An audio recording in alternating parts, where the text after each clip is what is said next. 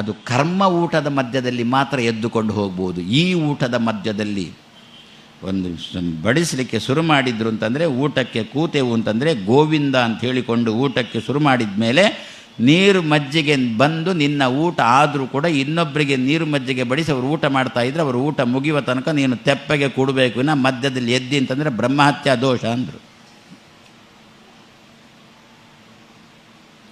ಊಟ ಶುರು ಮಾಡುವುದು ಒಟ್ಟಿಗೆ ಮಾಡಬೇಕು, ಊಟ ಮುಗಿಸುವುದು ಒಟ್ಟಿಗೆ ಮಾಡಬೇಕು ಅಂತಂದರು. ಆದ್ರಲ್ಲೇ ನಮ್ಮಲ್ಲೆಲ್ಲ ಎರಡೆರಡು ಬೇರೆ ಬೇರೆ ಕೋಣೆಯನ್ನೇ ಮಾಡಿದ್ದು ಊಟ ಮಾಡುವವರಿಗೆ. ಏನು, ಬಡಿಸಿದಂತೆ ತಿನ್ನುವವರಿಗೂ ಬಡಿಸಿದ ಮೇಲೆ ತಿನ್ನುವವರಿಗೂ ಬೇರೆ ಬೇರೆ ಬೇರೆ ಬೇರೆಯೇ ಕೋಣೆ ಮಾಡಿದ್ದು. ಇಲ್ಲಿ ಇವನಿಗೆ ಪಲ್ಯ ಬಡಿಸ್ಕೊಂಡು ಹೋಗಿದ್ದಾರೆ. ಪಲ್ಯ ಬಡಿಸ್ಕೊಂಡು ಹೋಗಿ ಇನ್ನೊಂದು ತರಬೇಕು ಅಂತಂದಾಗ ಇಲ್ಲಿ ಎಲೆಯಲ್ಲಿ ಪಲ್ಯ ಖಾಲಿ.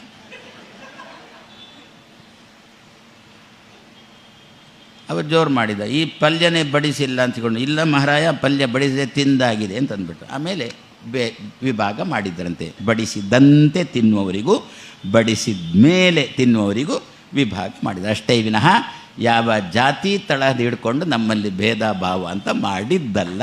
ಈ ಕ್ರಮಕ್ಕೆ ಕರ್ಮಕ್ಕೆ ನಮ್ಮಲ್ಲಿ ಯಾವಾಗಲೂ ಕೂಡ ಕರ್ಮಕ್ಕೆ ಅನುಗುಣವಾಗಿ ನಮ್ಮಲ್ಲಿ ವಿಭಾಗ ಅಂತ ಹೇಳ್ಕೊಂಡು ಎನ್ನುವುದನ್ನು ಮೊದಲು ತಿಳ್ಕೊಳ್ಬೇಕು.